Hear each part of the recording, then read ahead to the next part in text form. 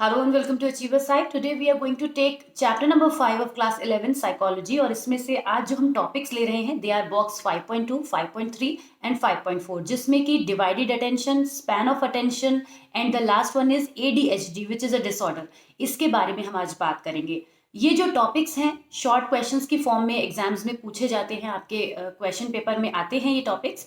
इसके अलावा जनरल भी आपको मालूम होना चाहिए कि डिवाइडेड अटेंशन क्या होता है, what is span of attention, also ADHD which is a disorder. तो तीनों को आज इस वीडियो में हम समझने की कोशिश करेंगे in detail and I will try to explain you.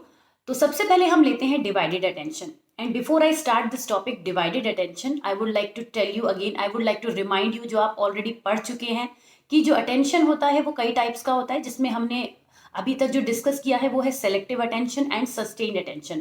Selective और सस्टेन्ड को आपने काफी डिटेल में पढ़ा है, तो आप ये जानते हैं कि सेलेक्टिव अटेंशन क्या होता है और सस्टेन्ड अटेंशन क्या होता है. मैं आपको साथ साथ बताते चलती हूँ कि सेलेक्टिव अटेंशन में हम काफी सारे स्टिमुलाई में से कुछ स्टिमुलाई को पिक करते हैं, then we call it selective attention, जो उसके नाम में भी है to select a stimuli. Sustain में जब हम थोड़े टाइम तक किसी ऑब्जेक्ट पर, किसी स्टिमुलाई पर अटेंशन पे करते हैं, then it becomes sustain attention. Now we are going to talk about divided attention.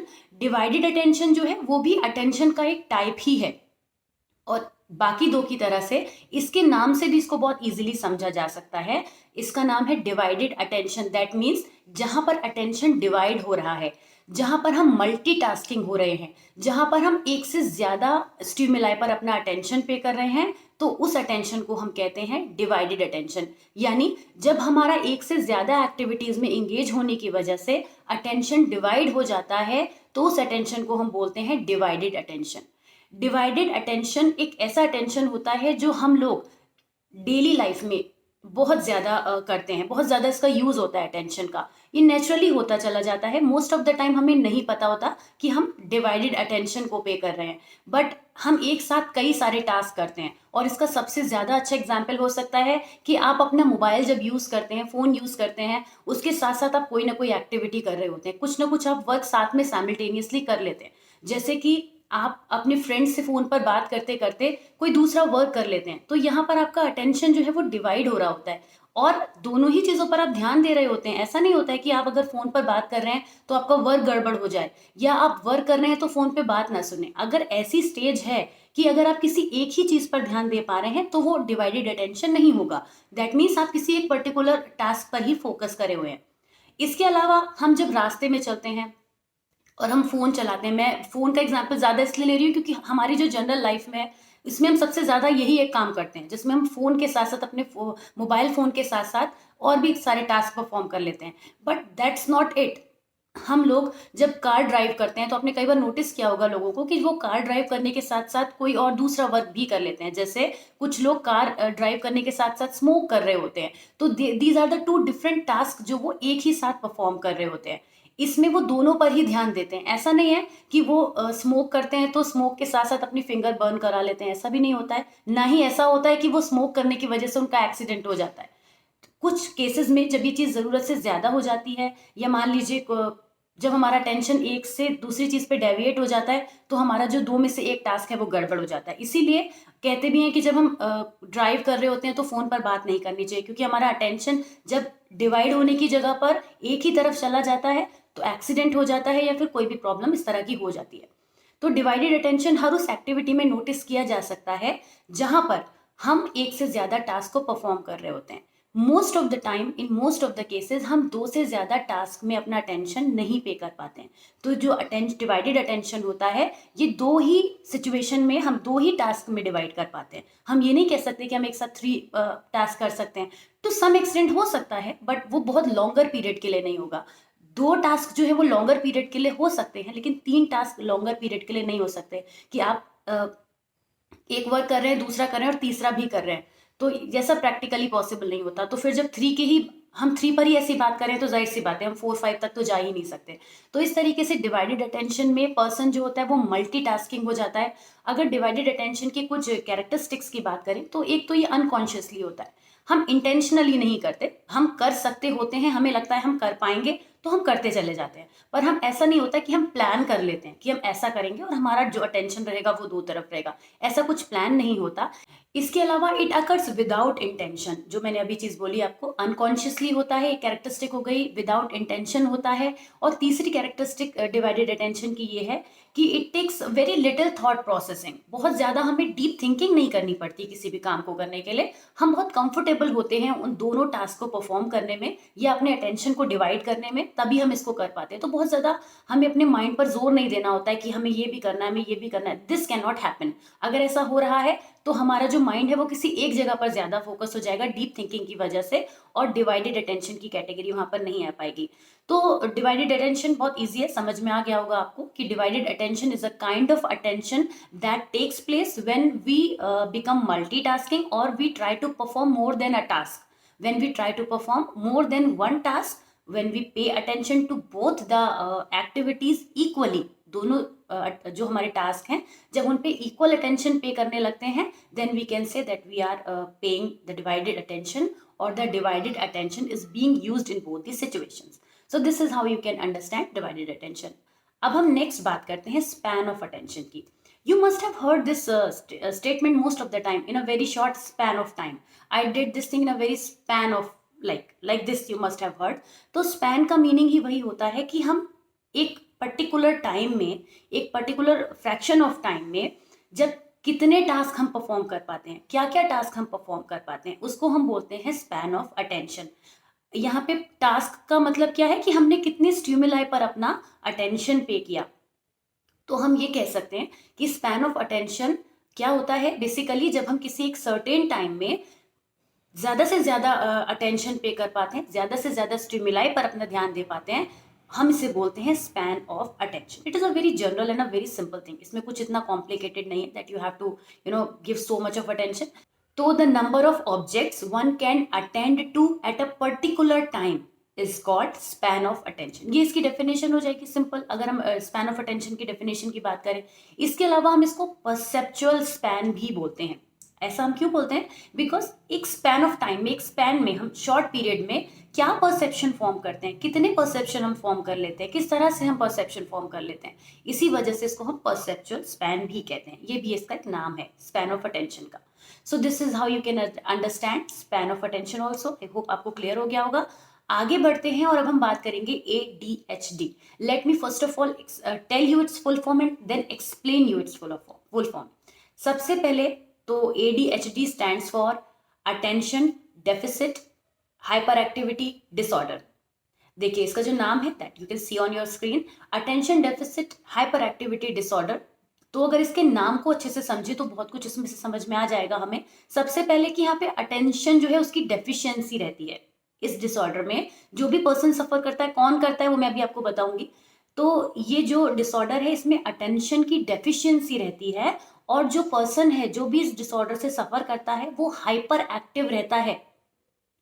You must have heard this word hyper in most of the time in the negative sense, कि इतने ज्यादा hyper क्यों हो रहे हो, इतना ज्यादा, वो बहुत जरा जरा सी बात पे हाइपर हो जाता है, किसी के बारे में हम डिफाइन करते हैं तो we always use this word hyper. तो हाइपर यहाँ पे नेगेटिविटी को शो कर रहा है, और क्या कह रहा है? Hyper activity, that the person is active but in a negative way. Negativity में जो है वो एक्टिव है, क्योंकि एक्टिव तो दोनों तरीके से हो सकता है।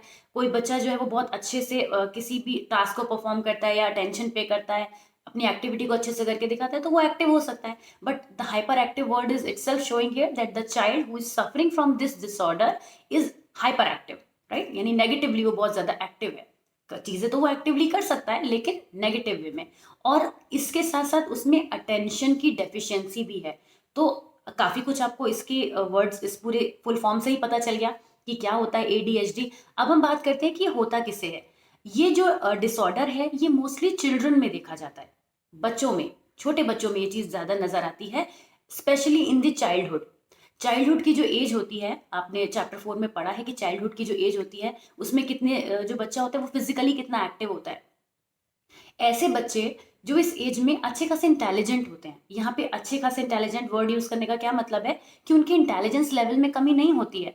क्योंकि एक चीज आप समझने की कोशिश कीजिए कि जो बच्चे इंटेलिजेंट नहीं होते हैं, लेस इंटेलिजेंट होते हैं, जिनका इंटेलिजेंस लेवल काफ़ी लो होता है, वो बच्चा फिर कुछ भी चीज़ को अच्छे से परफॉर्म नहीं कर सकता। क्योंकि कोई भी अच्छा काम करा जाए या कोई भी बहुत डिजास्टर करने की कोशिश की जाए, दोनों ही काम के लिए हमें ब्रेन चाहिए। ब्रेन मतलब एक स्ट्रांग माइंड चाहिए, एक इंटेलिजेंस का लेवल चाहिए। आप देखिए जो जितने भी आप देखते हैं क्रिमिनल्स होते हैं, somewhere they are very intelligent, they know कि किसी भी क्राइम को कैसे परफॉर्म करना है कि पकड़े ना जाएं, राइट? तभी तो वो उसको कर पाते हैं। तो हम क्रिमिनल्स को नेगेटिव सेंस में देखते हैं, उनका इंटेलिजेंस जो होता है ना वो नेगेटिव डायरेक्शन में वर्क करता है। इसीलिए जो क्रिमिनल्स होते हैं वो अपने वर्क को बहुत अच्छे से प्रोफिशिएंटली कर पाते हैं। रीजन सिंपल है, बहुत ज्यादा क्लियर है। रीजन क्या है कि वो इंटेलिजेंट बहुत ज्यादा होते हैं। इंटेलिजेंस जब पॉजिटिवली डायरेक्शन में जाता है, पॉजिटिव डायरेक्शन में वर्क करता है, तो वो कुछ प्रोडक्टिव चीजों को लाता है, यानी वो पर्सन अच्छी चीजों को करेगा, अच्छे काम करेगा। लेकिन वही इंटेलिजेंस जब नेगेटिव डायरेक्शन में चला जाता है, तो बच्चे जो होते हैं वो गलत काम करते हैं, डिजास्टर करते हैं, मगर उसको करने का भी उनका जो लेवल होता है वो बहुत अच्छा खासा होता है। तो इंटेलिजेंस तो दोनों तरीके से वर्क कर सकता है। अभी हम जो बात कर रहे थे एडीएचडी में, हम ये बात कर रहे थे कि जो चाइल्डहुड का ड्यूरेशन होता है उसमें जो बच्चा होता है वो इस डिसऑर्डर से सफर करता है, उसमें अटेंशन की जो है वो डेफिशिएंसी देखी जाती है। वो अटेंशन पे नहीं करता क्योंकि उसका दिमाग जो है, उसकी बॉडी जो है, बाकी चीजों में अपने आप से जो उसका अटेंशन जिन चीजों में जाता है, खुद से वो जो जो चीजें सोचता है उनकी तरफ रहता है। तो अटेंशन एक्सटर्नली उसका नहीं होता, इंटरनली होता है, अंदर से वो उसके दिमाग में चीजें चलती है कि मुझे क्या करना है। ऐसा बच्चा जो है वो, उसके पीयर्स उसको बहुत नेगेटिव देखते हैं, पेरेंट्स भी नेगेटिव देखते हैं। कई बार तो ये डेफिशिएंसी हो ही इस वजह से जाती है क्योंकि जो बच्चा है वो उसको बहुत सारी चीजें नेगेटिव मिलती हैं।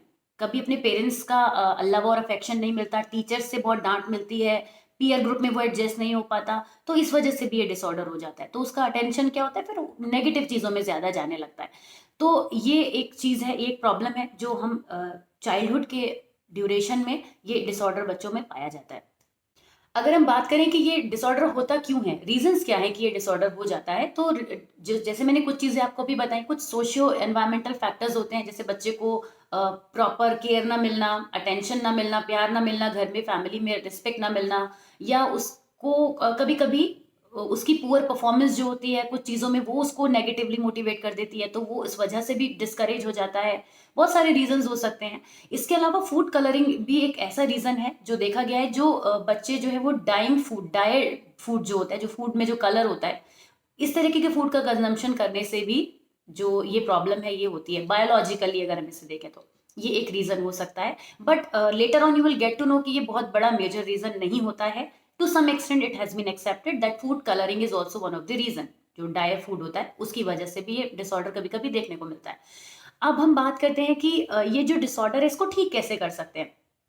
तो सबसे पहले हमें समझना होगा जो एडीएचडी डिसऑर्डर है, इसको ठीक करने के लिए कोई मेडिसिन तो नहीं बनी है, बट येस रिटैलिन नाम का एक ड्रग है जिसको कि यूज किया जाता है टू क्योर दिस प्रॉब्लम, इस चीज को, लेकिन कंप्लीटली से क्योर नहीं किया जा सकता।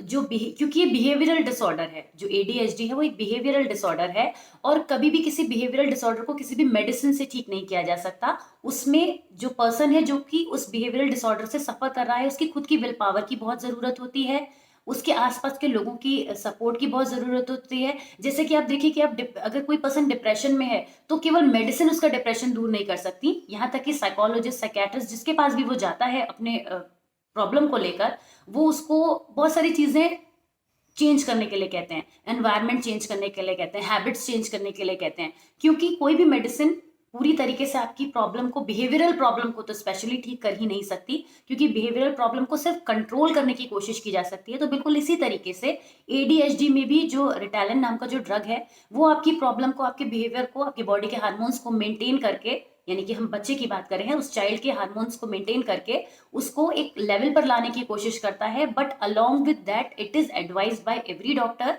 That the child should be treated with love, with care, and the teacher should pay attention. कुछ रेमेडियल क्लासेस बच्चे के लिए होनी चाहिए, कुछ रेमेडियल टीचिंग बच्चे पर अप्लाई की जानी चाहिए, और बहुत सारी रेमेडीज होती हैं जिनको अप्लाई करके हम उस बच्चे को उस डिसऑर्डर से दूर करने की कोशिश कर सकते हैं।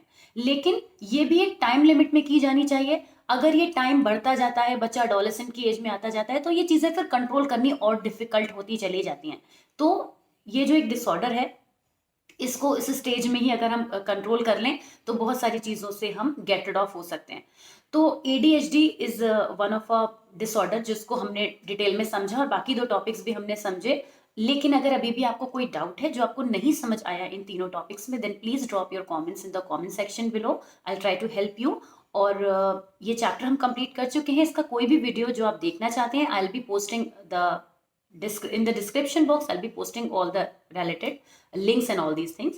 So keep showing your support like you always do. Please subscribe to the channel if you have not done it yet. So keep watching and keep showing your love. Thank you so much. We'll see you in the next video. Till then, take care. Bye bye.